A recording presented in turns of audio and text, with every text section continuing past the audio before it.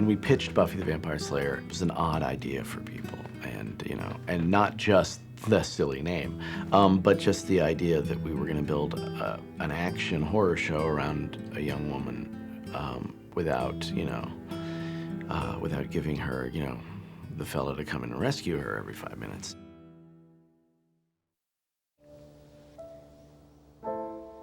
Well, what do we do now?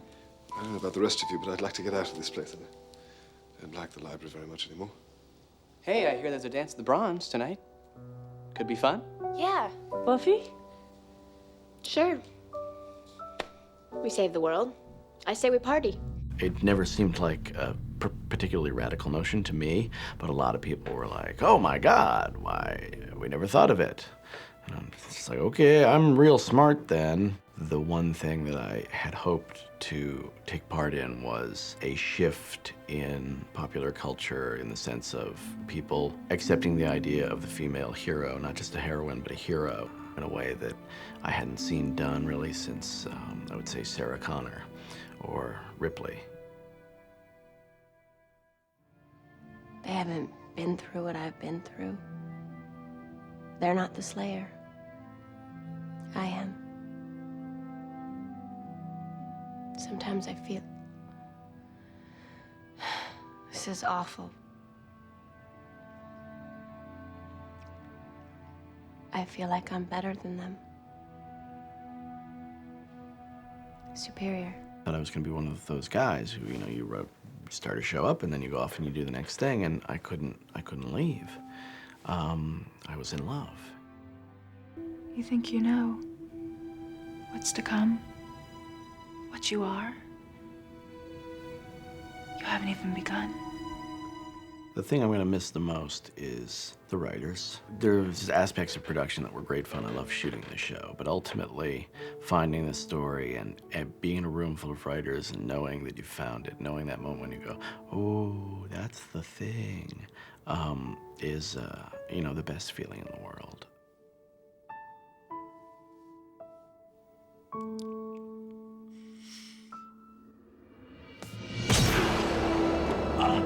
Trying to work that mythology through experience, through like, what did it feel like? And when you get a job, have a bad relationship, don't go to the prom, whatever it was, and the incredibly ridiculous stories that would lead to.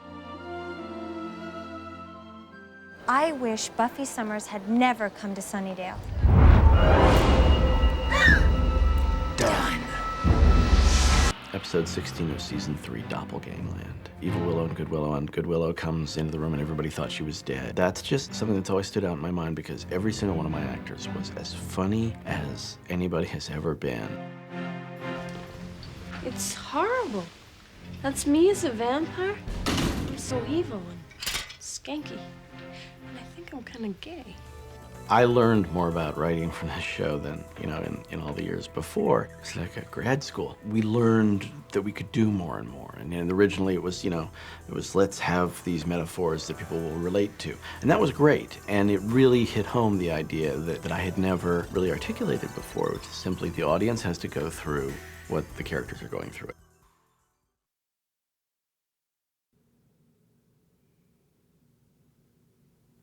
Is she cold? It's not her. It's not her. She's gone. Where'd she go?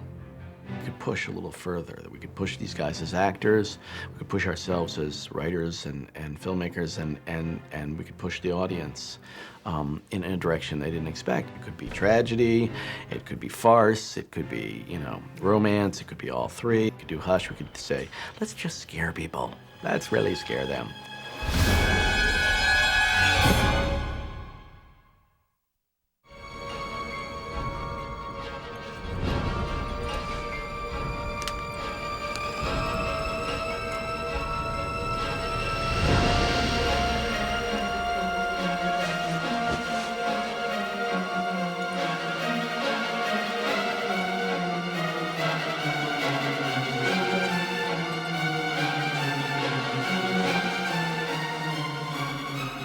lot of times television is about the comfort. It's about, you know exactly what you're going to get. And that there's something to be said for that. But to be able to be in, season 6 and go, oh my God, I'm terrified.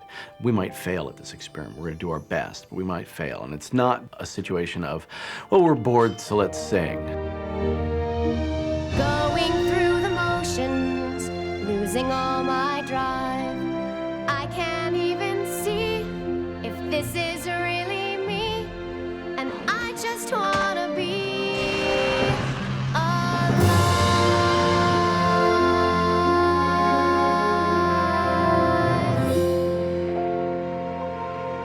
It's a question of, can we do this? Can we justify this? Can we just make an episode, that has the integrity of the show, but does something that we've never done, that we're really, we could really fall on our faces?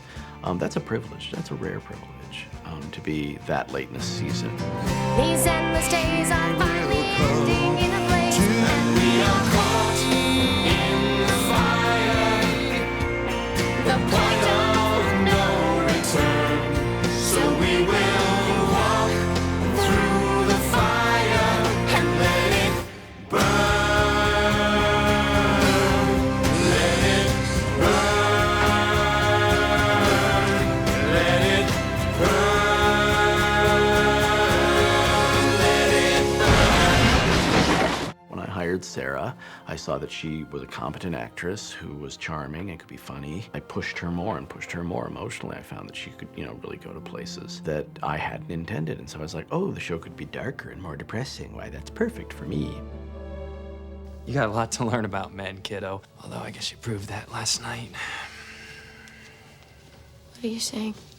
Let's not make an issue out of it, okay? In fact, let's not talk about it at all. It happened. Was it me? Was I not good? You were great. Really. I thought you were a pro. How can you say this to me? Lighten up. It was a good time. It doesn't mean like we have to make a big deal. It is a big deal. I created that character about 16 years ago, and then did the show for 7 years, which was a lot more than I expected to. In terms of what we were able to do with this series, they really left us to our own devices, and we really told the stories we wanted to tell. With those actors, there's very little I couldn't have done. So my only regret is that I didn't have the energy for more.